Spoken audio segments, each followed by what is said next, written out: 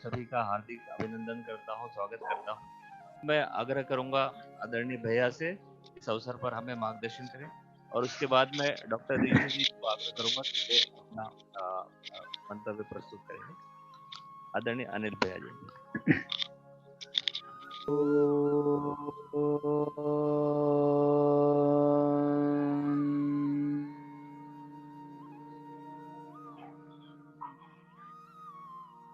योगेन चित्तस्य पदेन वाचां मलं शरीरस्य च वैद्यकेन योपाकरोत्तं प्रवरं मुनीनां पतञ्जलिं प्राञ्जलिरानतोऽस्मि।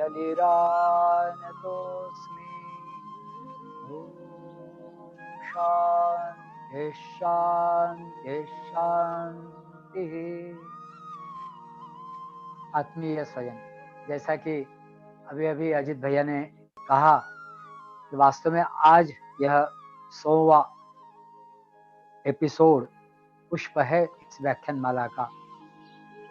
स्वर्गीय मोहन भैया की स्मृति में आयोजित इस पातंजलि योग दर्शन व्याख्यानमाला में हम सब लोग पिछले कितने 4 साढ़े 4 महीने से निरंतर लगे रहे।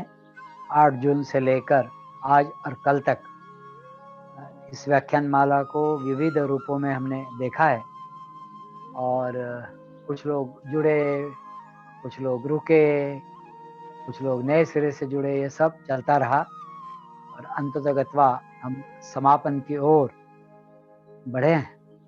लेकिन मुझे निश्चित रूप से यह लगता है कि हम सब पुष्ट हुए हैं, भीतर से एक सुदृढ़ता आई है, भीतर से कुछ नए आयाम भी हमारे जीवन में उद्घाटित हुए हैं, और एक नई दिशा, एक नई ऊर्जा लेकर हम आगे बढ़ने वाले हैं। इस दृष्टि से इस पातंजलि योग दर्शन के इस चर्चा और इस सारे आयाम का हमारे जीवन में बहुत महत्वपूर्ण योगदान रहा है। एक बात तो मैं यहाँ पर कहना चाहता था, वह यह कि यह जो सारी चर्चा की गई इतने दिनों में, इसके लिए आधारभूत मैंने जो पुस्तक अपने सामने रखी थी, कभी तो उसमें से पढ़ा ही, लेकिन वह पुस्तक मूल रूप में मराठी में है और उसके लेखक है कैलाशवासी कृष्णाजी केशव उल्लटकर, महाराष्ट्र में होते थे। उनका जन्म 1883 में हुआ और 1975 में वे शांत हुए, मतलब लगभग 92 वर्ष की आयु उन्होंने जी। और उन्होंने इस पातंजलि योग दर्शन पर जो काम किया, वह सर्विस से, नौकरी से रिटायर होने के बाद किया, और बहुत अद्भुत ग्रंथ की उन्होंने रचना करी। हाँ, यह बात है कि वह ग्रंथ मूल रूप में मराठी में है, इसलिए सभी के लिए तो सहज सुलभ तो नहीं है, तो उसका अनुवाद भी कुछ करता गया, कुछ अपने अनुभव के स्तर पर कुछ वाक्य, कुछ शब्द बीच में डालने का प्रयास किया, लेकिन मूल रूप से उनके ही ग्रंथ का आधार लिया है। कभी कभी कुछ कुछ बातें गीता प्रेस गोरखपुर द्वारा प्रकाशित पातंजलि योग दर्शन से भी ली गई और उसका भी आधार लिया गया, लेकिन चूंकि संस्कृत भाषा पातंजलि योग दर्शन की बहुत पुरानी है और अत्यंत अल्प शब्दों में उन्होंने वह सारा संग्रहित किया हुआ है, और फिर वर्षानुवर्ष वह चलता आया। भाषा में भी परिवर्तन होते हैं, कालमान के अनुसार रूपांतरण होते हैं, लेकिन इस ग्रंथ में तो वैसा कुछ होने की संभावना नहीं थी। अच्छा, श्रुति और स्मृति के द्वारा पीढ़ी दर पीढ़ी यह चलता आया, लगभग 2700 वर्ष हो गए हैं, तो यह वैसा का वैसा अक्षुण्ण रहा, एक शब्द का भी उसमें अंतर नहीं आया, और इसके लिए वह अत्यंत कम शब्दों में होना यह आवश्यक था, और वैसा आज भी है। इसमें एक अक्षर का भी कहीं पर कोई परिवर्तन नहीं है। अनेक बार लोग यह कहते हैं कि इन बिटवीन द लाइंस पढ़ने की आवश्यकता है। तो दो वाक्यों के मध्य या दो पंक्तियों के बीच में कुछ अर्थबोध होने के लिए या भावात्मक अर्थ उद्घाटित करने के लिए किसी की आवश्यकता भी पड़ती है, और वह समझने के लिए एक विशेष प्रकार के चेतना की भी आवश्यकता पड़ती है। लेकिन इस ग्रंथ के अभ्यास करते समय तो यह ध्यान में आया कि इन बिटवीन द लाइंस नहीं, इन बिटवीन द वर्ड्स भी समझने की और उसकी संवेदना होने की और उसकी सही अर्थ से इंसाइट डेवलप होने की बहुत जरूरत थी।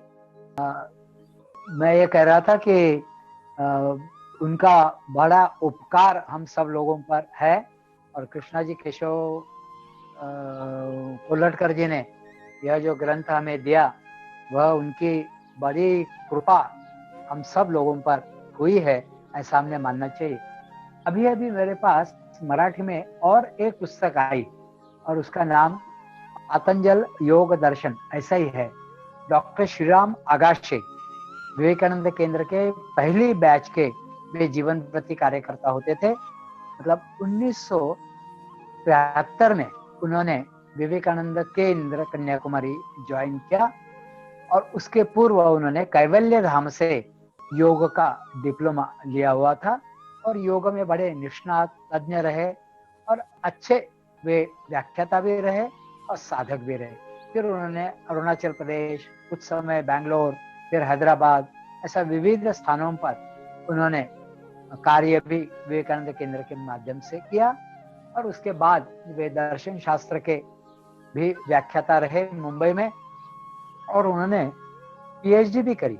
अभी नागपुर के पास जो रामटेक है वहाँ जो कालिदास यूनिवर्सिटी है, उस यूनिवर्सिटी में वे गाइड के रूप में, मार्गदर्शक के रूप में वे जो लोग पीएचडी करते हैं दर्शन शास्त्र पर, उनके मार्गदर्शक भी है।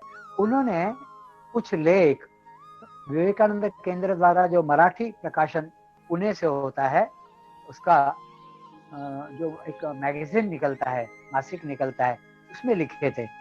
विवेकानंद केंद्र मराठी प्रकाशन विभाग पुणे द्वारा वह सारे लेखों का संकलन कर उस पर एक पुस्तक उन्होंने बनाई। वह पुस्तक परम मित्र श्री दिलीप जी महाजन डोंबिवली मुंबई, उन्होंने मुझे भेजा और अभी थोड़े दिन पूर्व ही वह पुस्तक मुझे मिली थी। शॉर्ट है लेकिन समग्र और सारगर्भित है, अच्छी पुस्तक है वह भी।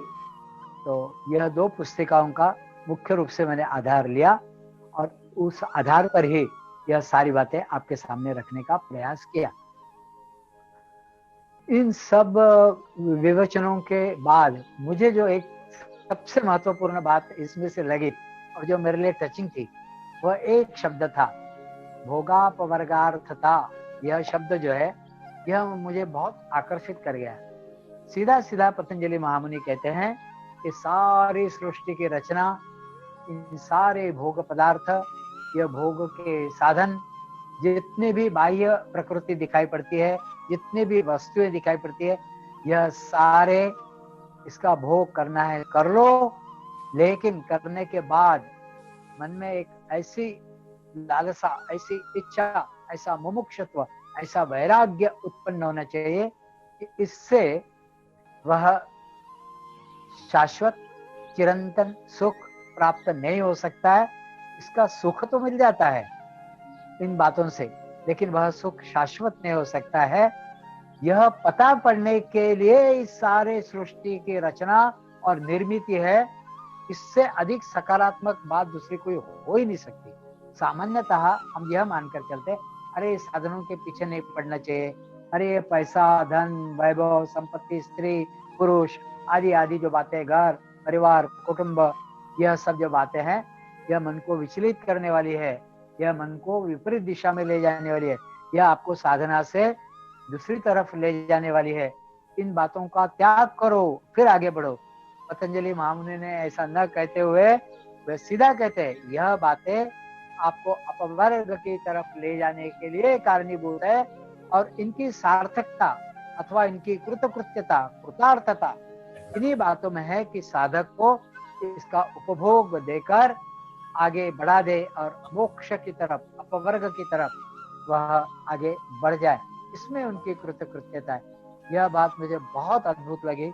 इस बात में मुझे बहुत प्रेरणा भी दी, मुझे एक सकारात्मक सोच इसके द्वारा प्राप्त हुई। और मैं बहुत, जिस दिन वह बात पढ़ी, भोगापवर्गार्थता का क्या अर्थ है कि भोग भी प्राप्त हो, लेकिन उससे यह तात्पर्य मतलब निकले कि इससे अपवर्ग की तरफ, मोक्ष की तरफ बढ़ना है। यह बात अत्यंत प्रेरक रही और उस दिन से मेरे विचारों में आमूलाग्र परिवर्तन आ गया और मुझे ऐसा लग रहा कि यह बात इस शास्त्र में बहुत महत्वपूर्ण है। ऐसा हमें से प्रत्येक को कोई ना कोई बात, कोई ना कोई विषय, कोई ना कोई बिंदु, कोई ना कोई शब्द, कोई ना कोई कॉन्सेप्ट, कोई ना कोई अवधारणा अच्छी लगी होगी और हम सब निश्चित रूप से अलग अलग दृष्टिकोण से भी इस शास्त्र की तरफ देखने के बावजूद हम सब लाभान्वित हुए हैं। वह किस प्रकार लाभान्वित हुए हैं, यह बात आप में से कुछ लोग अभी सबके सामने रखने वाले हैं। मैं अपनी वाणी को यहीं पर विराम देता हूं और पुनः एक बार कहता हूं कि आप न होते तो यह कौन सुनता और किसको मैं बताता। आप थे, इस कारण यह बता सका और उसमें प्रेरक उद्बोधक तत्व के रूप में मनोज भैया का स्थान है। फिर अजीत, कृष्ण मंगल, सुनीता ताई, इन सब लोगों ने यह जो उद्बोधकता, ये उत्प्रेरकता जो इसमें निर्मित करी और प्रतिदिन नियमित रूप से उपस्थित होकर इस सारे कार्यक्रम को अंजाम दिया, यह अपने आप में बहुत श्रेष्ठ कार्य हुआ और इसलिए मैं हृदय से आप सब लोगों को धन्यवाद देता हूँ, आपका आभार भी व्यक्त करता हूँ और मैं अपनी वाणी को यहीं पर विराम देता हूँ। धन्यवाद।